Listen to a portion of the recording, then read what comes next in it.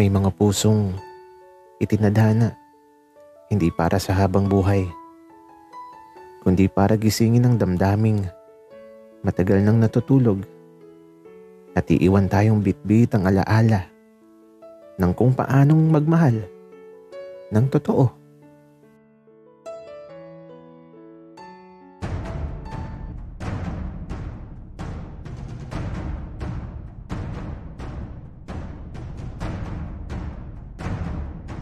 Kaibigan, huwag mong kalimutan mag-subscribe sa aming channel at huwag din kalimutan i-click ang notification bell at subscribe button. Subscribe na!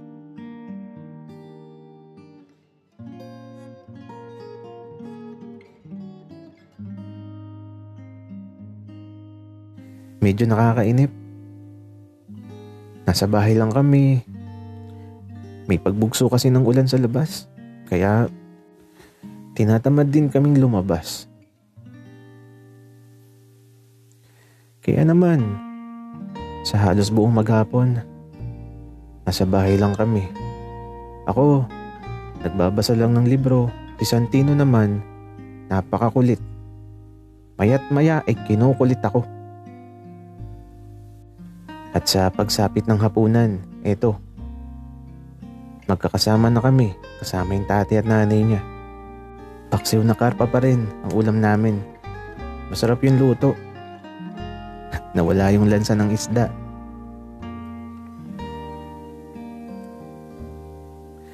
Buti pa si Santino, masarap magluto.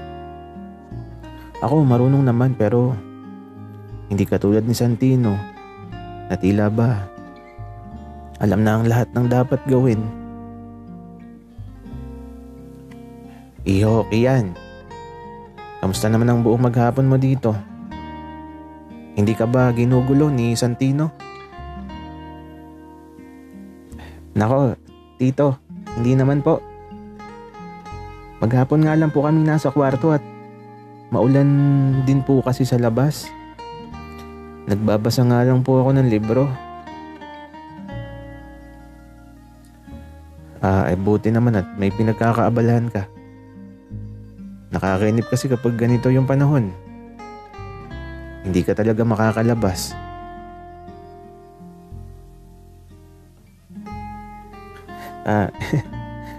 Oo nga po, tito. Pero huwag po kayong mag-alala. Hindi naman po ako naiinip. Santino, may naghahanap pala sa'yo kanina. Natatandaan mo ba si Agatha? Yung anak ng ninong mo? Hinahanap ka kanina. Umuwi siya. Pero bakasyon lang daw, 1 buwan. Talaga ba, tatay? 10 taon na pala yung nakalipas. Ang bilis lang pala ng panahon. Oo, anak. Napakaganda ni Agatha. Sabi nga niya papasyalan ka niya dito.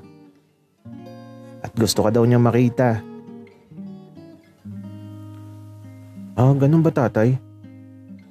Kailan daw po? Baka bukas, anak. Baka magpunta dito yun. Kaya maglinis ka ng silid mo. At nitong bahay. Kasi bukas may lakad kami ng nanay mo.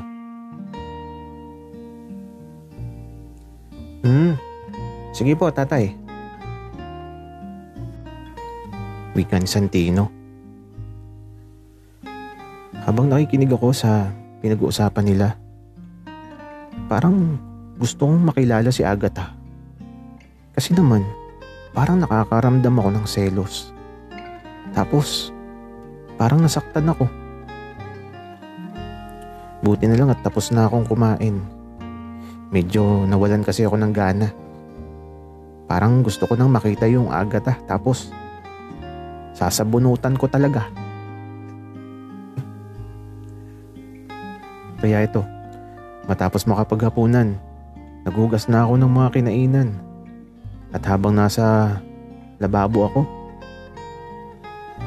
andito din si Santino.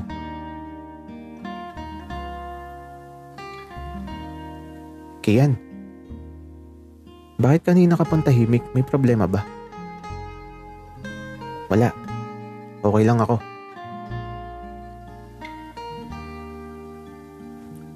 Anong wala? Bakit nga kasi? Wala nga. Bakit ba ang kulit mo, Santino?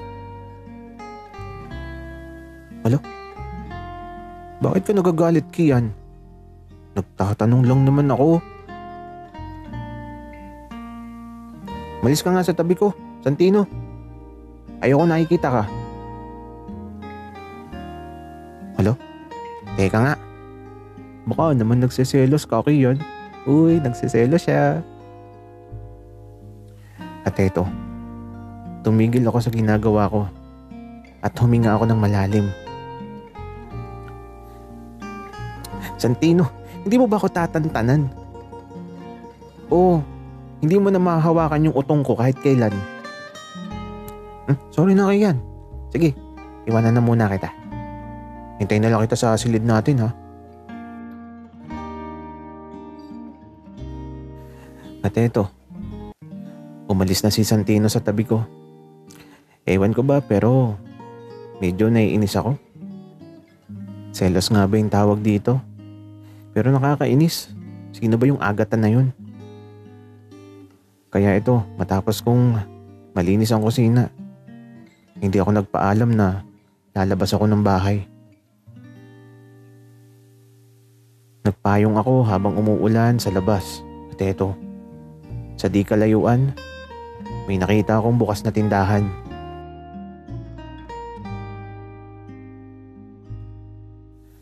Pabili po. May beer po kayo, yung malamig. Ay nako, iho. Wala eh. Lambanog meron dito. Ah, sige po. May yelo po kayo. Meron, iho. Ay sige ho. Isang yelo na din. Pahiram na din po ng baso at pwede po pakidurog na din ng yelo.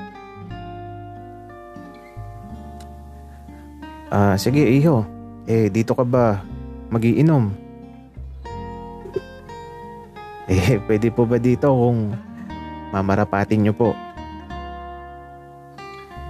Ay aba, oo naman iho. Sige lang, mag-enjoy ka lang. Ito ang baso at yelo mo. Ano pang gusto mo? Pansit canton po. At saka yung sugo po. Wika ako. Kaya ito. Nag-inom ako dito. At kainuman ko si Manong na nagbabantay sa tindahan. Kasi naman, sino ba yung agatan na yun? Naiinis ako. Iho. Bakit ka pala nagiinom? Ikaw yung nakikipamuhay dun kay na Santino, di ba? Kuya, chismoso ka din, no? Secret. Wika ako. At eto, diretso inuman lang kami ni Manong.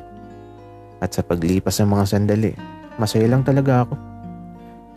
Parang lumulutang yung pakiramdam ko.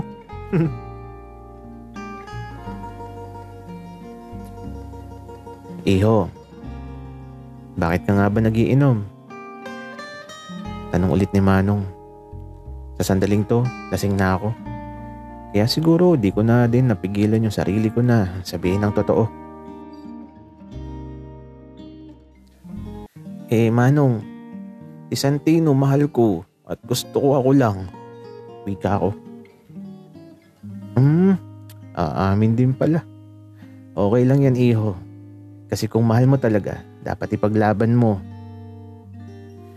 Manong, paano mo nasasabi yan? Iho, minsan na din ako nakaranas ng ganyan. Ang pagkakamali ko, hindi ko ipinaglaban. Kaya eto, naiwan akong mag-isa at patuloy na umaasa na sana may pagkakataon pa. Opo, Manong, ipaglalaban ko para di siya mawala.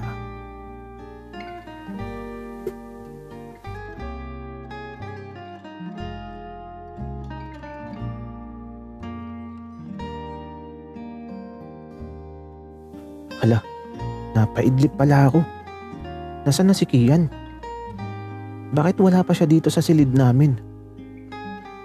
Kaya ito, lumabas ako. Wala siya sa sala, wala sa kusina. Natakot ako at napatakbo ako sa labas kahit nakayapak ako. Tumatakbo ako ng walang direksyon. At sa isang maliit na tindahan, napatigil ako. Nakita ko si Kian, lasing. Kainuman yung matandang binata na may-ari ng tindahan. Hoy, Santino! Lasing na tong nagmamahal sa'yo ng totoo. Iuwi mo na at magsasara na ako. Kaya lumapit ako kaagad at aba, lasing na lasing si Kian. Mahal ka niya, Santino. Huwag kang mag-alala. Hindi ko ibubulong sa hangin ang nalalaman ko. Sana maging masaya kayo. Salamat po, Manong. Kaya eto, binuhat ko na sa likod ko si Kian. At dahil biglang lumakas ang ulan, nilagyan ni Manong ng malaking plastik ang buong katawan namin para hindi kami mabasa pa uwi. Ay nako, grabe si Kian magselos. Ang di niya alam, mahal ko din naman siya. Kahit noong una pa lang.